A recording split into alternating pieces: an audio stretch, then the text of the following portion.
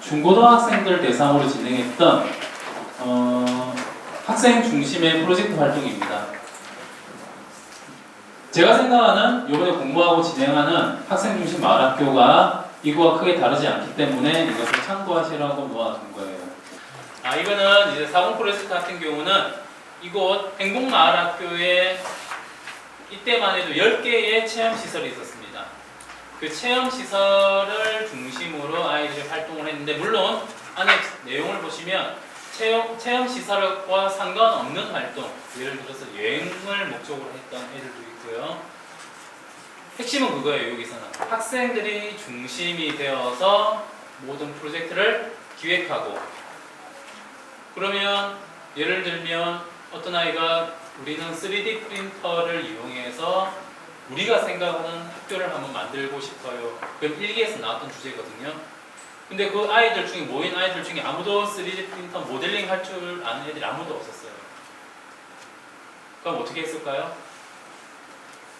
그걸 하시는 분을 초빙을 해서 수업을 들었습니다. 아이들이 계속 듣는 것이 아니라 2번 정도, 3시간씩 2번, 총 6시간 수업을 듣고 모델링 하는 것과 그것을 출력하는 것까지 배운 거예요. 딱 필요한 것만 배운 거예요. 그 다음부터는 아이들이 그러니까 우리가 생각하는 것 모델링하고 만들고, 나머지 기간 동안은 모델링인 거를 출력해보고 아니면 다시 하고 하면서 마지막 한 2개월에서 3개월 정도 진행이 됐는데, 3개월 끝날 때쯤 그들이 생각하는 학교의 어떠한 모델, 학교와 그들이 생각하는 미래형 어떤 건물 구조라든지 그런 걸 아이들이 만들었던 프로젝트가 있어요. 그건 일기에 있었는데 여기에 당첨이 못했습니다. 바로 그러한 형태로 진행되는 것이고, 핵심은 학생이 중심이 되어야 된다. 자, 우리가 이런 활동을 할 때, 선생님들이 활동을 할 때 제일 고민이 되는 지점, 어떻게 해야 되지? 성과는 어떻게 내야 될까? 결과물에 대한 어떤 집착이 있으실 텐데, 저는 이걸 보여드리고 싶습니다.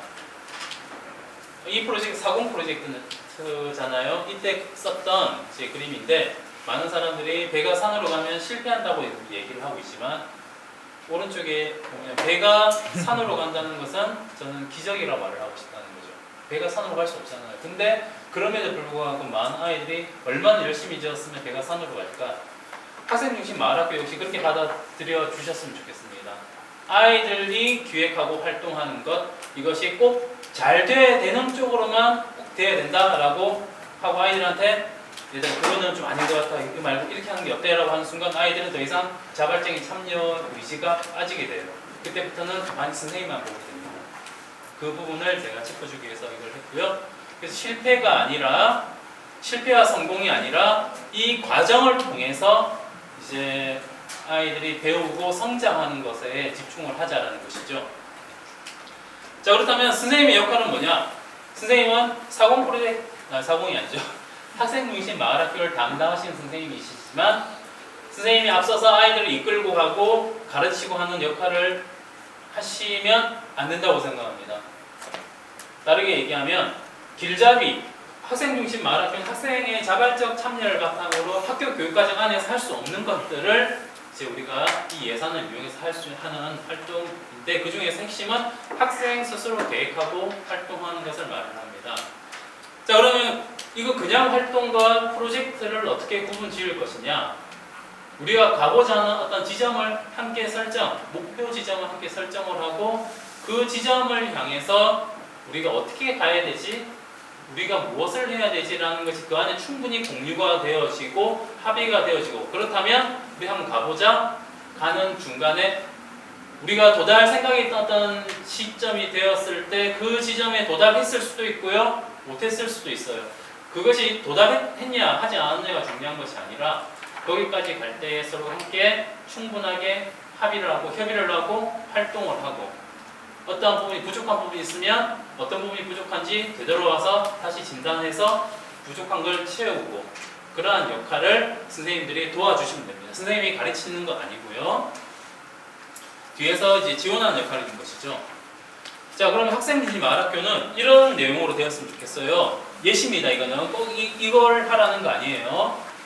뭐 놀이 함께 모이면 우리는 뭘 하고 놀지? 놀이에 대한 방법을 아마 많이 잊지 않았을까라는 생각이 듭니다. 그러한 부분도 한번 아이들한테 제시해 볼 수 있을 것 같고요. 운동이라든지 그러면 뭐 중학생 같은 경우는 봉사활동에 대한 부분도 생각해 볼 수 있을 것이고 환경에 대한 부분, 그 다음에 친구와 관계나 우리 학교 안에서의 친구 관계, 교우 관계에 대한 활동이나 그러한 것들을 높일 수 있는 게 뭐가 있을까. 또 마을, 우리 마을과 이어져서 할 수 있는 활동이 뭐가 있을까. 또 학생 자치, 학교 안에서의 학생 자치와 관련된 학생이 중심이 되어서 진행했던 행사, 월 단위의 자그마한 행사를 한번 이 학생 중심 마을학교에서 한번 진행해 보는 거죠. 그런 것도 예시가 될 수 있다고 보여집니다. 핵심은 아이들이 좋아하는 것, 아이들이 했을 때 설레게 나도 설레고 다른 친구도 설레고 하는 그러한 것들, 그러한 활동을 통해서 우리는 내가 즐겁고 우리가 행복한 그러한 활동을 했을 뿐인데 어느 순간 함께 지점을 정해놓고 가다 보면 목표 지점에 도달하게 되는 것, 저는 그것이 프로젝트라고 생각을 합니다. 학생 중심 마을학교가 가야 될 프로젝트가요. 단순 활동과 어떤 목표 지점을 두고 각자의 역할을 나누어서 함께 협력하고 배워가면서 하는 것, 바로 단순 활동과 프로젝트 활동으로 저는 구분할 수 있다고 보여집니다. 그리고 핵심은 그거죠. 그 목적 지점, 목적에 대해서 팀원이 함께 공유가 되고 있느냐. 행복학교에서도 또 행복학교가 아닌 학교에서도 요즘 학교 비전 세우기를 많이 하잖아요. 학교 비전 세우기에서 제일 중요한 게 뭔가요? 비전이 세워지는 게 중요한 것이 아니라 세워진 비전에 대해서 그 학교에 있는 구성원들이 함께 합의하고 공유가 되어지느냐 되어지지 않느냐가 그 비전이 살아있는 비전으로서 학교가 함께 나아가야 될 공동체를 묶어주는 역할을 하느냐 하지 못하느냐로 나눠지거든요. 이것 역시 마찬가지입니다. 프로젝트도 그 목표 지점에 대해서 모두가 합의가 되고 공유가 되는지 그렇지 한두 사람의 의견으로 결정되어지는지 그러한 부분을 선생님들이 짚어주시면 좋을 것 같습니다. 아이들의 변화에 집중할 수 있는, 변화에 집중하고 그 변화를 이끌어내는 활동으로 프로젝트가 진행되면 참 좋지 않을까라고 생각을 합니다. 예를 들면 이렇게 볼 수 있어요. 마을이라는 주제를 가지고 했던 아이들이 있다고 합시다. 그럼 이 아이들은 학교 방송실에서 우리 마을을 찾는 외지인들에게 필요한 다양한 정보를 알릴 수 있는 마을 교육과정하고 되게 이어지는 것이죠.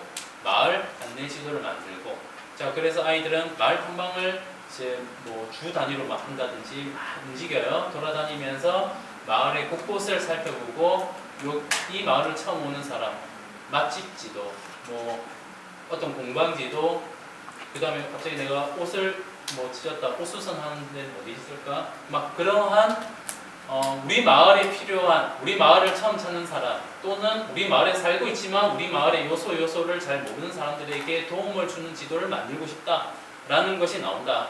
그럼 그렇게 아이들은 충분한 탐방을 통해서 계속 내용을 만들어가서 나중에는 사람들에게 보여줄 수 있는, 또 나눠줄 수 있는 지도를 만드는 것도 하나의 프로젝트가 될 수 있을 것 같고요.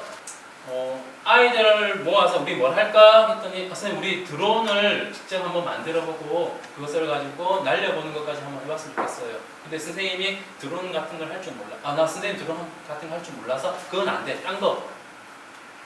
이렇게 되면 무슨 활동인가요? 학생 중심일까요? 아니죠. 교사 중심, 마을학교가 되겠죠. 우리는 학생 중심. 선생님이 꼭 몰라도 된다는 겁니다. 선생님은 중간에 내게 연결해주는 역할을 해주시면 돼요. 학생들 앞서 말씀드렸던 것처럼 드론에 대해서 직접 만들고 해보고 싶다. 그래? 선생님 모르지만 드론과 관련된 전문가를 선생님을 찾아서 너희들한테 그걸 해줄게, 연결시켜줄게, 너희들이 그 선생님한테 배워봐봐. 딱 그 역할만 하시면 돼요. 다만 그렇게 하는 활동이 쭉 이어져서는 안 된다는 거예요. 아이들이 앉아서 뭐 한 달, 두 달, 세 달, 네 달 계속 그 선생님, 내가 데려온 선생님이 모셔온 어떤 강사님한테 앉아서 배우는 활동이 되어서는 안 된다는 거예요. 필요한 부분만큼만 와서 하고 끝. 나머지는 아이들이 또 찾아가서 배우고 책을 찾아보든 인터넷을 검색을 하든 그렇게 하고, 선생님은 그러면 필요한 재료나 그것을 직접 구매를 해서 아이들한테 주는 그 정도의 역할을 해주시면 된다는 겁니다. 학생 중심 마라톤은 이렇게 진행되었으면 좋겠어요. 자, 활동을 하려면 근데 아이들이 참여를 하려면 제일 많이 필요한 게 간식일 겁니다. 그렇죠? 아이들은 입이 즐거워야 마음이 즐겁습니다. 예전에 이제 이 공간에서 행복 마라톤에서 이제 활동을 사공 프로젝트를 이제 했었는데 대화 진행을 했었는데 그때 제일 제가 집중을 했던 건 뭐였냐면 아이들 간식이었어요. 매주 저 뒤에 있는 테이블 보이시죠? 저기에 간식 만큼 쌓아놨습니다. 쌓아놓고 자 활동을 하다가 배가 고프면 또 입이 심심해 와서 가져가서 마음껏 먹어. 물론 먹기 위해서 하는 건 아니지만 프로젝트를 위해서 먹을 필요는 있다는 겁니다. 그래서 학교에서 어떤 예산을 집행함에 있어서 학생에 들어가는 어떤 식비와 간식비를 별도로 업무 추진비로 넣지 않은 이유는 그만큼 학생들에게 그러한 먹거리라는 것이 학생 활동을 이끌어내는데 또 하나의 큰 기폭제가 된다는 걸 알고 있기 때문에 학생에 집행되는 간식이나 식비를 우리 일반적으로 금량비라고 하거든요. 학생 금량비라고 하는데 학생 금량비에 대한 제한점은 없습니다. 제한점이 없어요, 실제로. 여기까지가 제가 말씀드린 내용 전부입니다. 학생 중심 말하기 어렵지 않아요. 아이들이 하고 싶어하고 원하고 하는 활동을 그러면 어떻게 하면 더 즐겁고 재밌게 할 수 있을 것인가? 주중에 할 것인가? 주말에 할 것인가? 만약 주말에 하시게 된다면 선생님들이 좀 더 여유롭게 할 수 있지만 주말에 나와야 된다는 그런 부담감이 생길 거잖아요. 그죠? 만약 주말에 하신다면 그 부분은 이제 시간을 끊고 꼭 하셔야 된다는 부분 제가 안내드리고요. 필요하다면 학교로 제가 그 안내 공문, 학교장, 관리자 협조를 해달라는 부분도 제가 하고 그리고 그와 함께 학생들과 함께 인솔에서 하는 활동이기 때문에 외부로 나갈 경우에는 시간의 근무와 출장비가 변기돼서 쓸 수 있다는 거 알고 계시죠? 필요하다면 그것도 가능하다는 것도 말씀드립니다. 그러면 이것으로 오늘 교수를 마치도록 하겠습니다.